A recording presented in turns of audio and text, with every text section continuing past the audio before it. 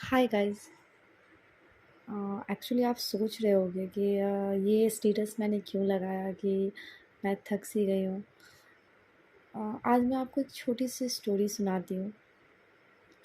अगर मैं आपको बोर करूँ तो उसके लिए थोड़ी सी माफ़ी। और एक्चुअली मुझे आदत नहीं है इस तरह से कैमरे से बात करने की, और लाइव आप लोगों के साथ कोई चीज़ शेयर करने की। एक्चुअली मैं सोशल मीडिया से बहुत दूर रहती थी, बट अब मुझे लगता है ऐसा कि मैं इसलिए इस स्टेटस को लगाई हूँ कि मैं थक सी गई हूँ, क्योंकि रियली मैं थक सी गई हूँ। मुझे कुछ स्टार्ट करना था अपनी लाइफ में, अपने लिए और अपनी प्यारी सी बेटी के लिए। मैं कुछ करना चाहती थी, बट मुझे समझ नहीं आ रहा था कि मैं क्या करूं। तो आज मैं आपको एक छोटी सी जर्नी अपनी शेयर करती हूँ, कि मैंने अनिका टेक्सटाइल को कैसे स्टार्ट किया। और आज मैं यूट्यूब से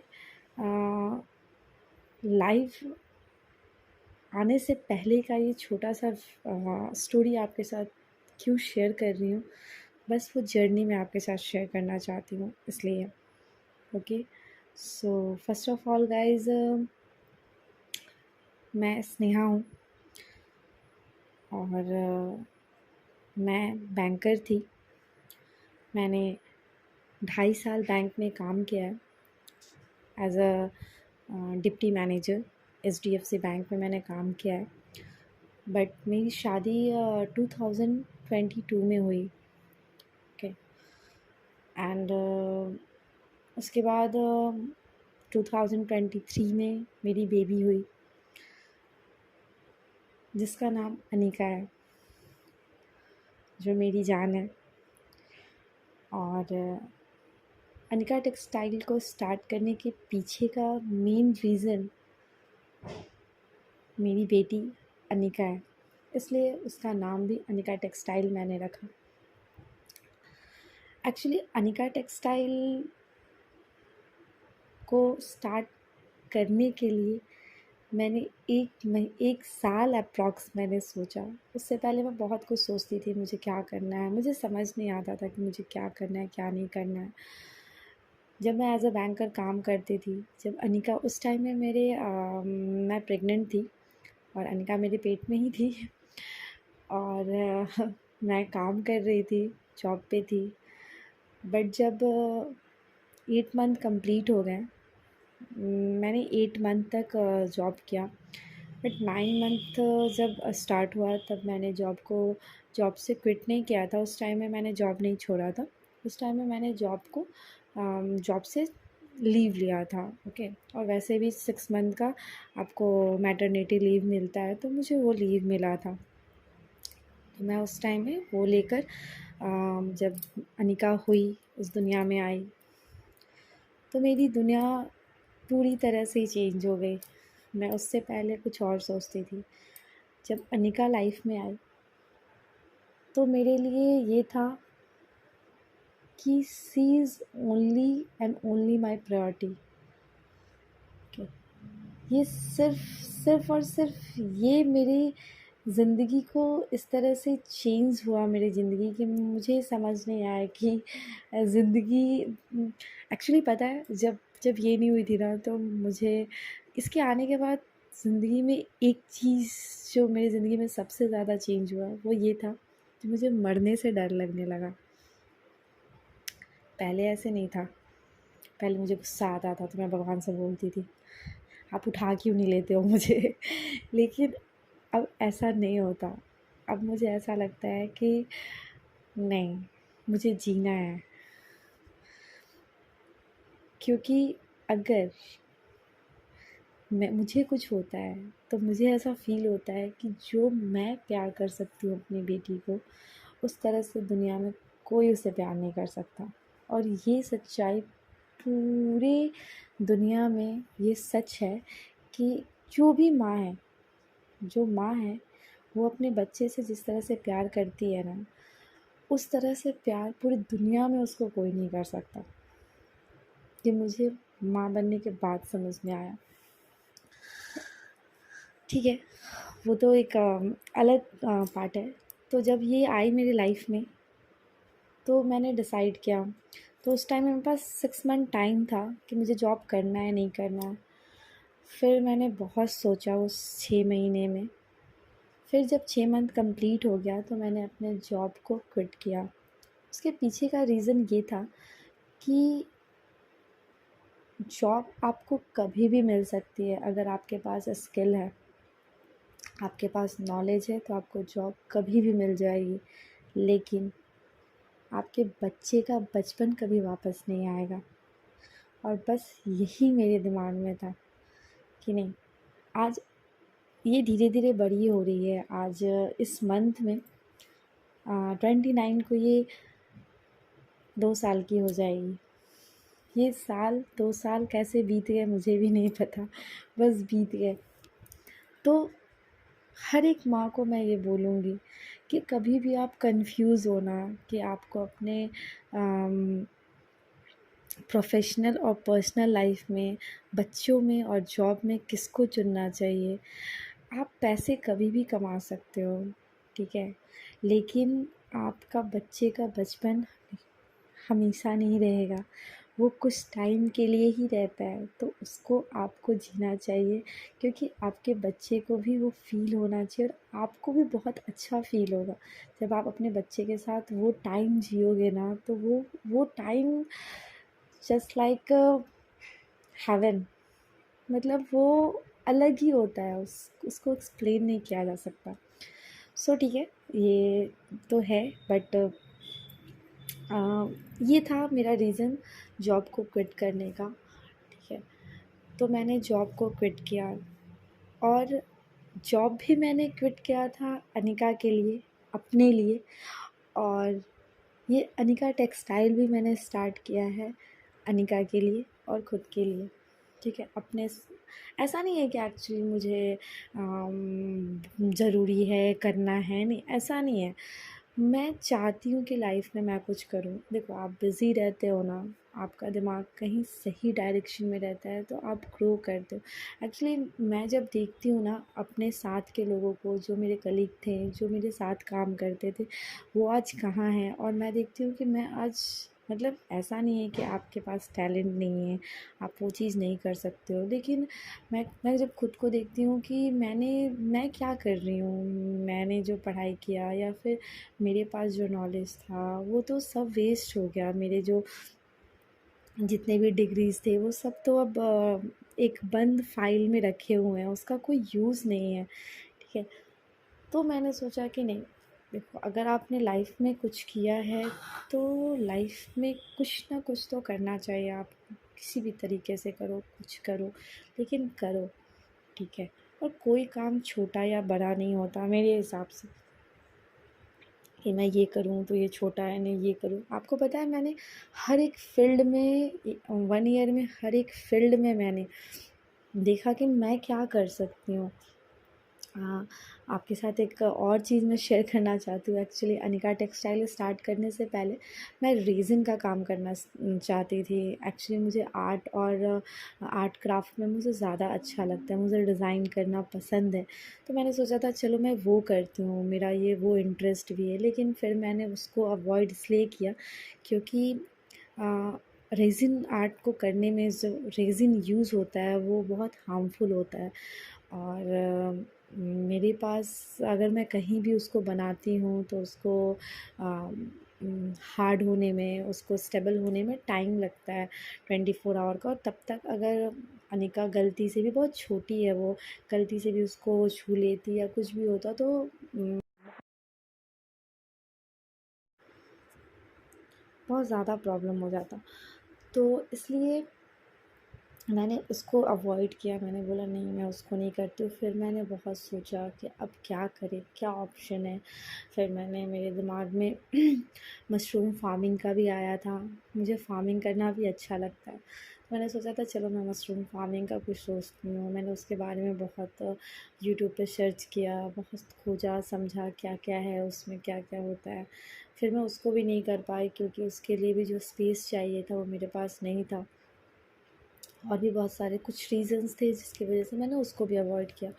फिर मेरे हस्बैंड ने मुझे ये बोला, ये मेरे दिमाग में था कि मुझे आगे चल के बुटीक खोलना है, बट फिर मैं उतना उस पे फ़ोकस नहीं कर रही थी, क्योंकि उसमें मुझे मतलब मुझे लगता था कि उसमें बहुत ज़्यादा पैसे चाहिए तो मैं स्टार्ट कर पाऊँगी। और इसमें मैं नहीं चाहती थी कि मतलब मुझे नहीं पता था कि ये कैसे ग्रो करेगा नहीं करेगा, कहीं पैसा वेस्ट ना हो जाए या कुछ भी, तो मुझे समझ नहीं आ रहा था। फिर मेरे हस्बैंड ने बोला कि नहीं, तुम कर सकते हो, तुम करो, तुम एक बार ट्राई तो करो इसमें, अगर तुम्हें कुछ करना है तो मेन रीज़न अनिका टेक्सटाइल को स्टार्ट करने का उनका ही था। उन्होंने ही मुझे बोला था कि तुम करो। फिर उन्होंने बोला तुम सर्च करो, सब जगह देखो कहाँ से अच्छे कपड़े मिल सकते हैं, ये वो। फिर मैंने बहुत ज़्यादा सर्च किया, क्योंकि मार्केट भी ऐसा है ना कि आपको अच्छे प्राइस में अच्छी क्वालिटी मिलना, अच्छी डिज़ाइन मिलना बहुत मुश्किल है। ये मुझे पता चला जब मुझे 1 साल लगे इस चीज़ को पता करने में कि कैसे क्या होगा क्या नहीं। फिर वो भी समझ नहीं आया। उसके बाद ये सब चीज़ फिर मैंने सोचा कि चलो ठीक है, बट एक यूट्यूब चैनल वगैरह भी स्टार्ट करते हैं। फिर यूट्यूब पे देखा तो सब बोलते थे कैट डांसिंग वीडियो बनाने से ये होता है। फिर मैंने वो भी ट्राई किया। फिर मैंने भगवान का वीडियो वगैरह बनाती थी, फिर मैं वो ट्राई किया, वो भी बनाती थी। वो तो मुझे अच्छा लगता था, वो मैं बनाती थी। वो बनाया, कैट डांसिंग वीडियो बनाया, सब कुछ काम नहीं किया। फिर मैंने इंस्टाग्राम पे प्रोफाइल बनाया अनका टेक्सटाइल के नाम से। अभी वो अच्छा काम कर रहा है, वहाँ से भी रिस्पॉन्स आते हैं, कस्टमर हैं, मेरे क्लाइंट हैं जो अच्छे हैं, जो ट्रस्ट करते हैं। हालाँकि एक्चुअली ट्रस्ट करना बहुत मुश्किल है, क्योंकि अगर आप यही रीज़न है कि मैं यूट्यूब पे लाइव आ रही हूँ। मैं कभी लाइव आना नहीं चाहती थी, बट मैं इसी रीज़न से यूट्यूब पे लाइव आने का मैंने डिसीज़न लिया कि लोगों का ट्रस्ट बिल्ड हो। देखो, अगर मैं मानती हूँ कि दुनिया में फ़ेक हो रहे, मेरे साथ खुद बहुत बार 2-3 बार इंस्टाग्राम पे मेरे साथ फ़ेक हुआ कि मैंने कोई प्रोडक्ट मँगाया और मुझे कुछ और प्रोडक्ट मिल गया, मैं समझ सकती हूँ। लेकिन मैं आपसे बस यही रिक्वेस्ट करूँगी कि आप एक बार ट्रस्ट करके देखो, ठीक है? आपके साथ फ़ेक एक बार, अगर मैं आपके साथ फ़ेक करती हूँ तो एक बार ही कर पाऊँगी, दूसरी बार आपके साथ कभी फ़ेक नहीं हो पाएगा मेरी तरफ से। तो मतलब जैसे मेरे साथ जो फ़ेक हुआ तो वो एक ही बार हो पाएगा। अब मैं उस साइट से या कभी, अब तो मेरा हिम्मत भी नहीं करता है कि मैं करूँ या नहीं, कौन-सा फ़ेक है, कौन-सा नहीं है। तो इस वजह से यही रीज़न है कि मैं लाइव आ रही हूँ, ताकि आप लोग लाइव देखोगे तो शायद आप लोगों को ट्रस्ट हो कि हाँ, ये जेन्युइन है और यहाँ से प्रोडक्ट हमें सही मिलेगा। तो मेरा गोल एक्चुअली यही है अनिका टेक्सटाइल को लेकर कि मुझे आप लोगों को एक अफोर्डेबल प्राइस में, क्योंकि देखो सब कोई के पास उतना पैसा नहीं है कि वो उतने महंगे कपड़े ख़रीदे और पहने, लेकिन कपड़े सबकी ज़रूरत है। सब चाहते हैं कि हम अच्छे कपड़े पहने, हम खूबसूरत दिखें, खूबसूरत कपड़े पहने, ठीक है? ये हम लड़कियों का ये नॉर्मल है। हम सबको लगता है कि नहीं भाई, हमें ये कपड़े पहनने हैं, अच्छा ये दिख के अच्छा लग रहा है, हमें ये पहनना है, तो ये नॉर्मल है। तो मेरा गोल यही है अनिका टेक्सटाइल को लेकर कि मेरी जितनी भाभी हैं, मेरी जितनी बहन है, या मेरी जो भी छोटी बहन है, या जो मेरे फ्रेंड लोग हैं, जो भी है, तो उनको एक अफोर्डेबल प्राइस में एक अच्छी क्वालिटी मिले और अच्छी डिज़ाइन मिले, ठीक है? तो मैं आप सबसे बस यही रिक्वेस्ट करूँगी कि आप एक बार ट्रस्ट करो, ठीक है? वैसे तो मैं कल से एक टाइम फ़िक्स करूँगी जिस टाइम में मैं लाइव आऊँगी और मैं लाइव आकर आपको प्रोडक्ट दिखाऊँगी, ठीक है? जो भी प्रोडक्ट आपको पसंद आएगा उसकी बुकिंग आपको व्हाट्सएप नंबर दी रहेगी, उस व्हाट्सएप नंबर पे आपको स्क्रीनशॉट लेके आपको शेयर करना है, ठीक है? और वहाँ से आपकी बुकिंग होगी। मैंने सीओडी अभी नहीं रखा है, और मैंने रिटर्न भी नहीं रखा है, क्योंकि एक्चुअली देखिए, हमें नहीं पता, बहुत सारे लोग अच्छे होते हैं लेकिन कुछ लोग ऐसे भी होते हैं जो जो लोगों की प्रॉब्लम्स को नहीं समझते हैं, ठीक है। तो मैं बस आप सबको ये बोलूँगी कि आप एक बार ट्रस्ट करके देखो। और मैंने इसीलिए एक्सचेंज का ऑप्शन रखा है, रिटर्न का भी ऑप्शन नहीं रखा है, क्योंकि मैं आगे चल के देखूँगी कि अगर मुझे लगेगा कि हाँ मेरे सारे क्लाइंट्स, मतलब कुछ क्लाइंट्स के लिए मैंने रखे हैं जो मेरे साथ हमेशा शॉपिंग करते हैं, जो जानते हैं, जिनको मैं जान गई हूँ, लेकिन जिन्हें मैं नहीं जानती उनके साथ अभी रिटर्न का ऑप्शन मैंने नहीं रखा है। मेरा खुद का वेबसाइट भी अभी चल रहा है, काम चल रहा है उसको बनने का।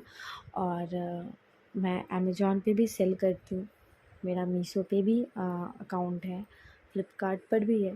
लेकिन मैं देखो, ये सच है कि आप जो जिस भी प्लेटफॉर्म पे आप सेल कर रहे हो, अगर आपको वहाँ पे कम प्राइस में मिल रहा है तो क्वालिटी अच्छी नहीं मिलेगी, और ज़्यादा प्राइस में मिल रहा है तो आपको वो ज़्यादा लगेगा, इसलिए क्योंकि देखो आपके लिए वो ज़्यादा है, बट जो वहाँ सेल कर रहा है उससे ज़्यादा प्रॉफिट नहीं होता, क्योंकि मैं कर रही हूँ इसलिए मुझे पता है।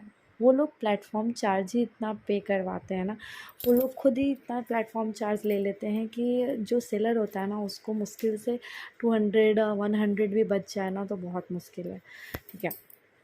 इसलिए मैंने यूट्यूब पे लाइव आकर सेल करने का सोचा, क्योंकि देखो यूट्यूब ऐसा प्लेटफॉर्म है ना कि अगर आप लोग चाह दो तो किसी को जीरो से हीरो बना सकते हो।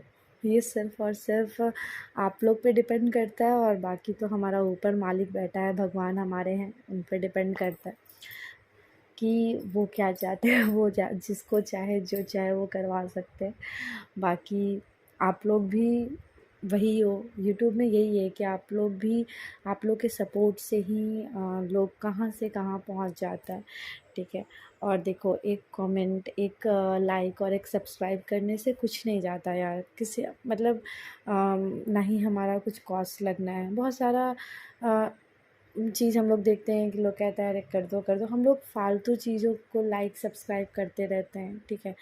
तो अगर इससे किसी की हेल्प हो जाए, तो किसी का भी, आपको मैं इसी वीडियो की बात नहीं कर रही, आप यूट्यूब में कोई भी वीडियो देख रहे हो, अगर किसी वीडियो से आपके किसी एक लाइक से, अगर मान लो आप, मेरा तो ये एम है, ऐसा नहीं है कि मुझे यहाँ पे सब्सक्रिप्शन लाइक और इसके लिए मैंने यूट्यूब पे मैं लाइव आ रही हूँ, मैं अपने प्रोडक्ट को सेल करने के लिए लाइव आ रही हूँ।